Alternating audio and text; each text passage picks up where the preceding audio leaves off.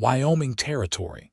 August 1879, the wind swept dry dust off the plains, curling it between the wooden beams of the church in Casper, where Helena Vance stood frozen in her mother's grip, her heart pounding like a trapped bird. Her father's voice echoed through the half-filled pews, stern and final.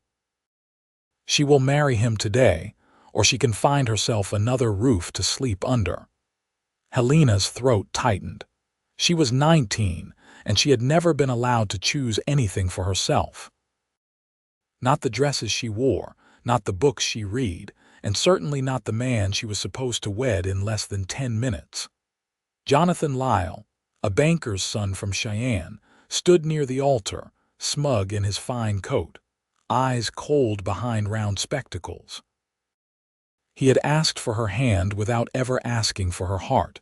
She did not want this. She had said so, again and again, but her father had made a deal and Helena was the currency. The church doors swung open with a loud crack.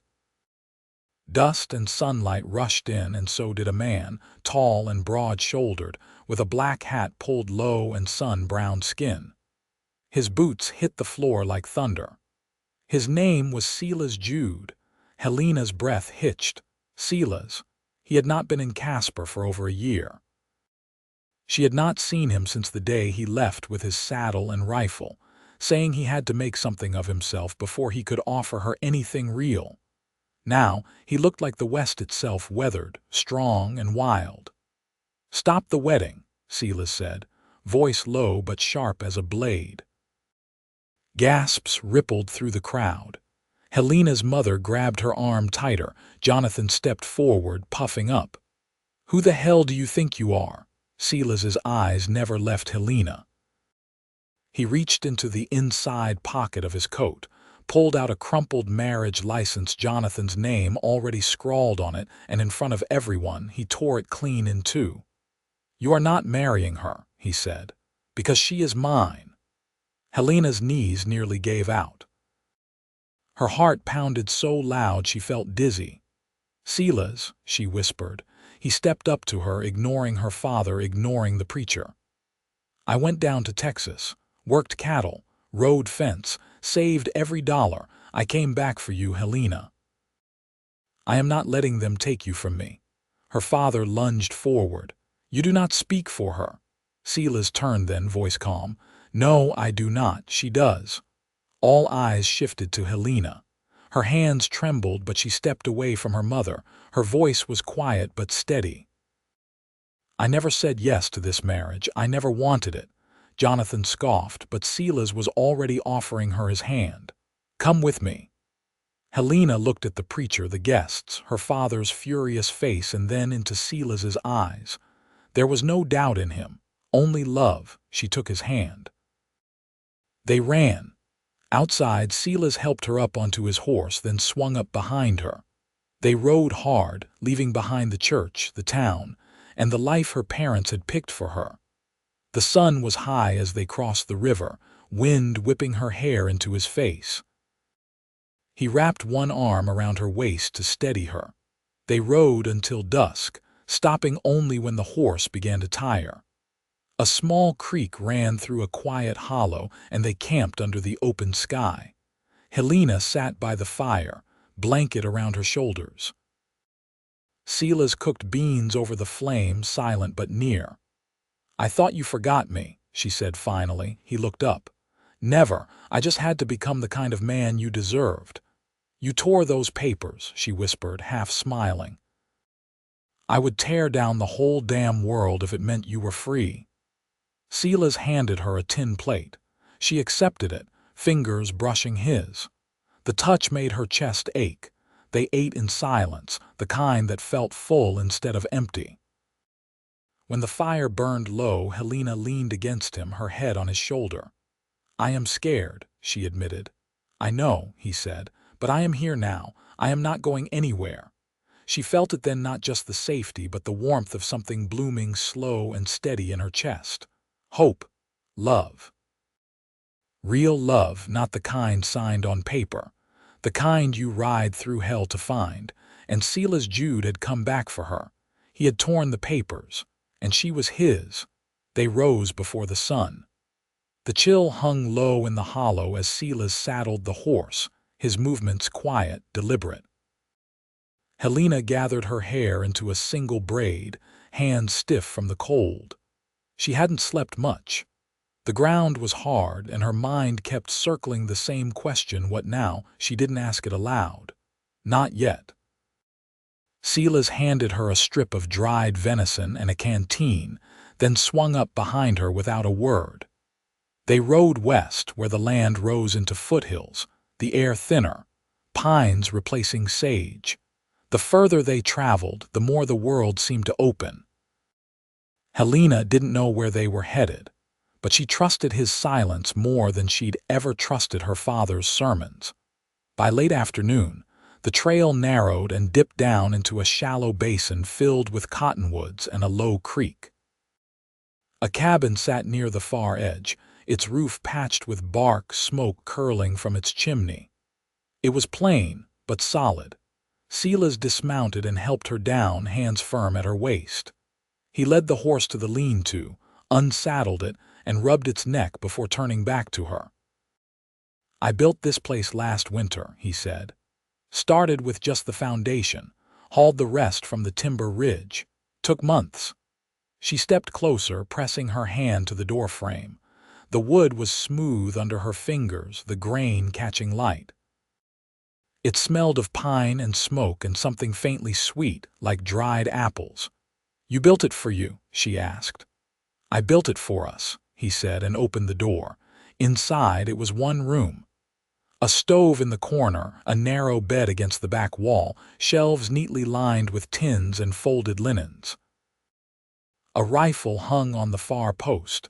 Everything was arranged with quiet care.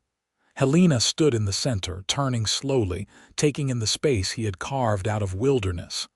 "I didn't know if you'd come back," she said. "I didn't either. Not until I had something to offer you." She walked to the table and ran her hand over its edge. It was uneven but clean. Her throat tightened, not from fear this time, but something else. Gratitude, maybe, or wonder.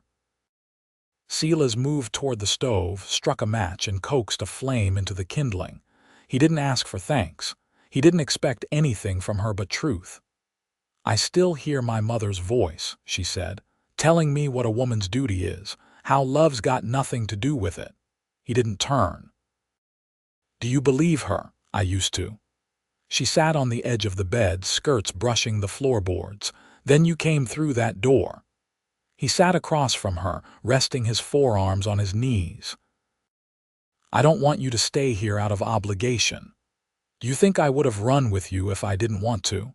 I think you were desperate to get away. That's not the same as choosing me." She looked at him then, really looked, the way she hadn't been allowed to before.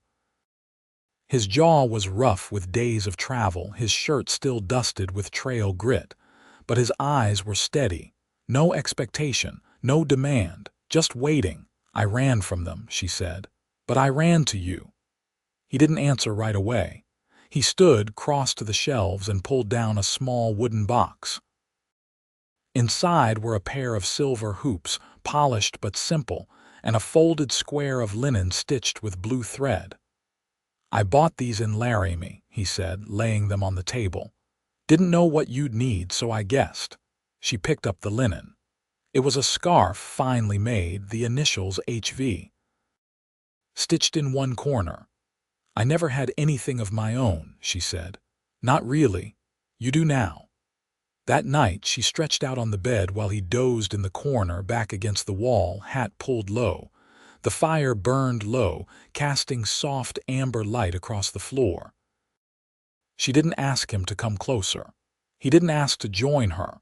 But when dawn came and the birds began to stir in the trees, she reached over and laid her hand over his. He opened his eyes, and this time, neither of them said anything. They didn't have to. By the third morning in the cabin, Helena had learned the rhythm of Silas's days.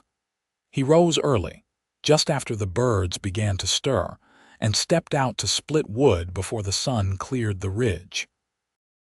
She listened to the steady thud of the axe from the bed, her hands tucked beneath her chin, eyes tracing the knotwork in the ceiling beams he had carved by hand. When he came back in, his shirt damp at the collar, he nodded once toward the stove. "You want to try that bread starter you found?" She nodded, already wrapping her apron around her waist. The small sack of flour he'd traded for in Independence Rock had been tied with blue string, and when Silas handed it to her 2 days prior, he said nothing about how he'd carried it in his saddlebag wrapped in oilcloth to keep it dry. She hadn't said anything either, but she'd kept the string. Helena stirred the flour and water together in a clay bowl, watching the mixture catch the morning light. She'd never cooked with her own hands before, not like this. Silas sat at the table, sharpening his skinning knife with calm, even strokes. He glanced at her once, then twice. "You thinking about writing your sister?" She looked up, surprised. "How did you know I had one? You mentioned her once back when we sat by the river that night. I didn't think you remembered." "I remember everything you say." She looked down at the dough, cheeks warming. "I should send word," she murmured. "Just so she knows I left on purpose, so she doesn't think I was stolen." Silas set the knife down. "You can use my paper. It ain't much, but it'll hold a few lines." She leaned back against the counter. "She's got 2 little ones now, and a husband that doesn't raise his voice. Sometimes I think I stayed too long under my father's roof, maybe if I'd left earlier." "You left when you could." She studied his face, the quiet strength of it. "Do you believe people can change?" "I believe they can grow." "That's different." Helena folded the dough and covered it with cloth. She sat across from him, elbows on the table. "You never asked me what I wanted," she said. "I figured you'd tell me when you were ready. I used to want to teach, children mostly, reading and numbers. My mother said a woman ought to marry before she gets ideas like that. You still want it?" "I think so, but I don't know where to start." He reached over and opened the drawer she hadn't noticed before. From it, he pulled a slim leather-bound journal and slid it across to her. "Start here." She opened it slowly, the pages blank. "I bought it in Green River. Meant to use it for keeping track of cattle weights, but I reckon it's yours now." She ran her fingers over the binding. "Why?" "Because you've got something worth saying." Outside, the wind shifted, and through the open window the scent of pine and damp earth filled the room. Helena looked up, a strange ache settling in her chest. "You're not like any man I was raised to expect." Silas stood and crossed the room, pausing beside her chair. "I ain't trying to be any man but myself, but I want to be the kind of man you can build a life with." She reached up and took his hand. His palm was rough, the grooves of his work etched deep. "You already are." He didn't speak, just held her hand in his solid, steady shore.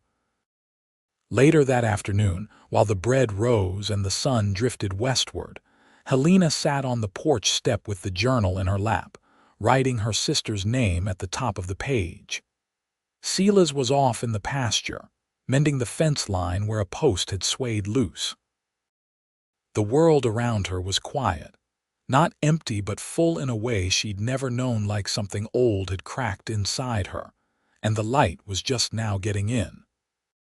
And as she wrote, Helena Vance, now free to sign her own name on her own page, knew she'd never belonged to anyone but herself and the man who'd given her that right without ever asking for it. Helena reached the top shelf by standing on the wooden stool Silas had made from leftover pine. She pulled down the tin of dried currants, careful not to tip the canister beside it, filled with salt that clinked softly under its lid.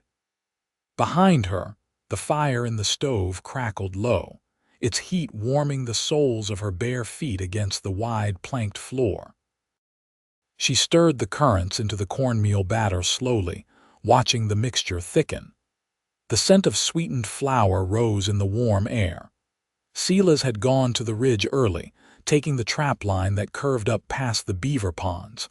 She hadn't asked him to stay, and he hadn't offered. That quiet balance between them had become a comfort, each step forward taken without crowding the other. She set the pan in the oven, then crossed to the table and unlatched the box he'd given her the day before. Inside, the scarf she hadn't worn yet rested beneath the folded letter she'd written to her sister. She ran a finger along the crease of the paper, debating whether to ask Silas to carry it to town next time. The door clicked behind her. He ducked through, boots muddy, a length of rope coiled over his shoulder. His coat was open, revealing a tear along the sleeve. "You're bleeding," she said. He glanced down. "Snagged it on a broken limb." "Ain't deep." She fetched the basin, filled it with warmed water, and waited until he'd shrugged off his coat and sat at the table. He watched her all the while, eyes steady but unreadable. She wrung out the cloth and pressed it to the scrape. "You ever think about going back?" she asked. He blinked once. "To town, to anything before this." He flexed his arm beneath the cloth. "There wasn't anything for me before this, just work and moving on, nothing that held." She rinsed the cloth in silence, then dried his arm with the edge of her apron. "I keep wondering if I should feel guilty," she said, "walking away like I did." "You didn't walk away from a life," he said. "You walked toward one." He stood and moved to the stove, lifting the lid on the pan she'd placed there. "That yours?" he asked, nodding at the oven. She nodded. "Currant bread. I thought it might go well with salt pork." He grinned, not wide but real. "You're full of surprises." She leaned against the wall, arms folded. "I didn't know I could do any of this, not until I had the space to try." He looked at her then, longer than before. "I knew. I just had to give you the place to find out." The timer she'd scratched into the side of the stove, a short stick with markings along its length, told her the bread was ready. She wrapped her hand in cloth and pulled the pan free, steam rising in fragrant curls. They ate on the front step, the bread torn by hand, the salt pork crisp from the cast iron. The sun dipped behind the ridge, painting the sky in bands of soft rose and amber. Silas set his plate aside and leaned back against the post.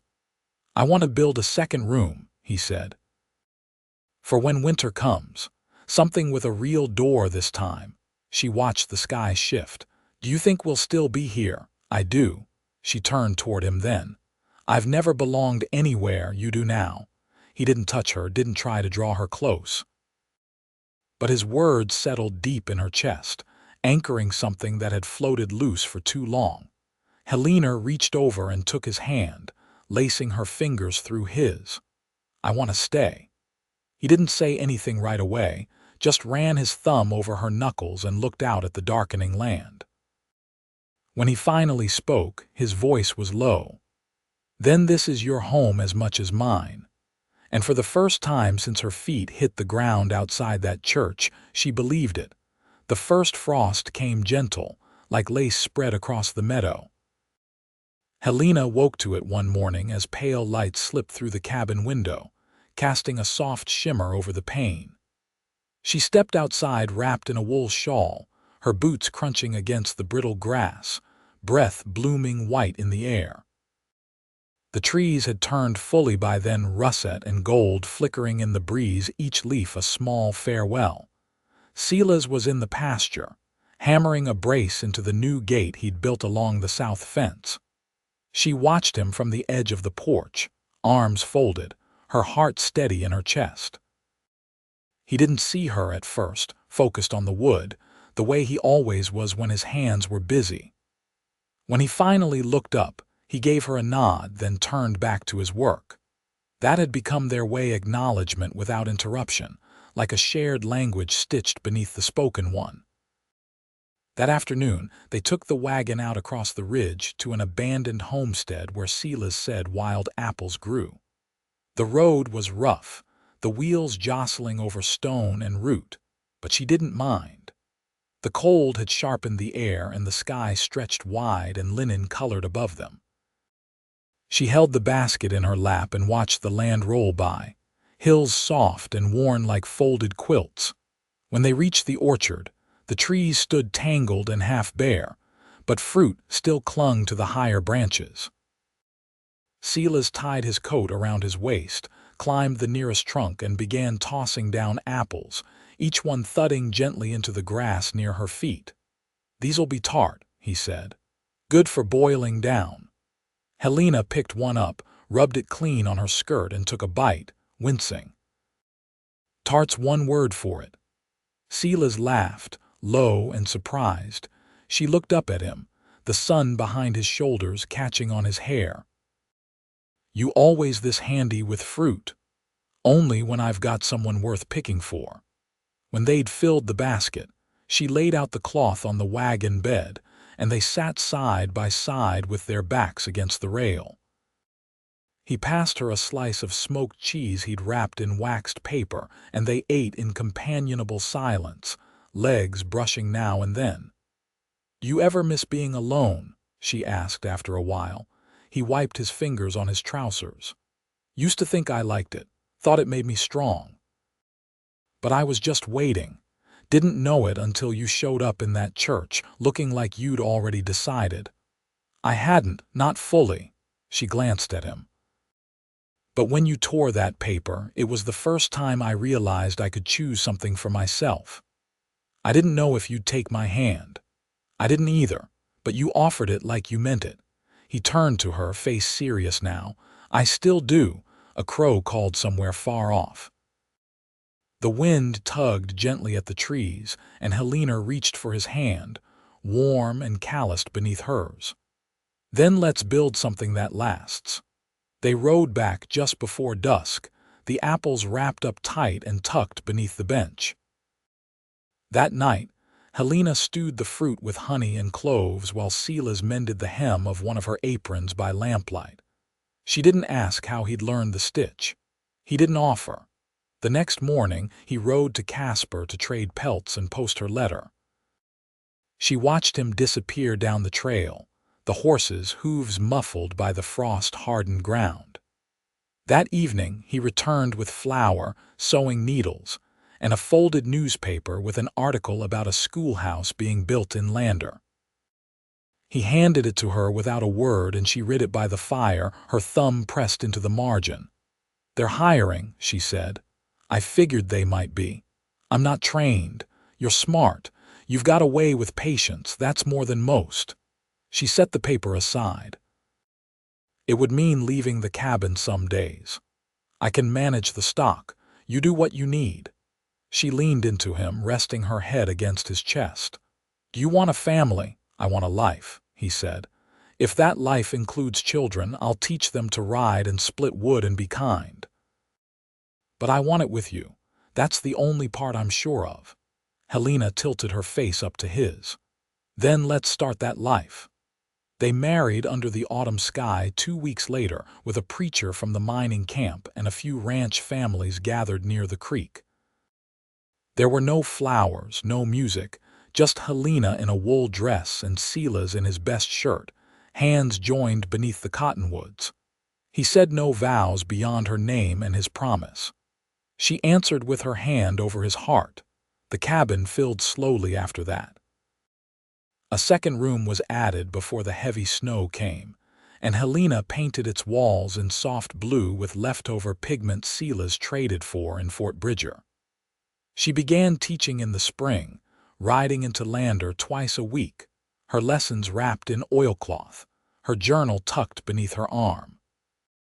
Silas fixed fencing, tended the garden, and always had coffee waiting when she returned.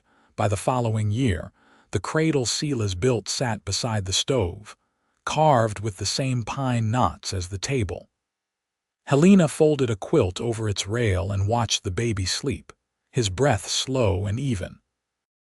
Silas stood behind her, arms around her waist, chin resting on her shoulder. "I never thought peace would look like this," she whispered. "Wasn't sure I'd ever earn it," he said. They stayed like that a long while, the fire glowing low, the cabin quiet except for the wind in the chimney and the soft sounds of breath and warmth and home. And outside, the land carried on unchanged, unbothered, while inside, two people who had spent their lives walking through storms finally found the calm. Together, always.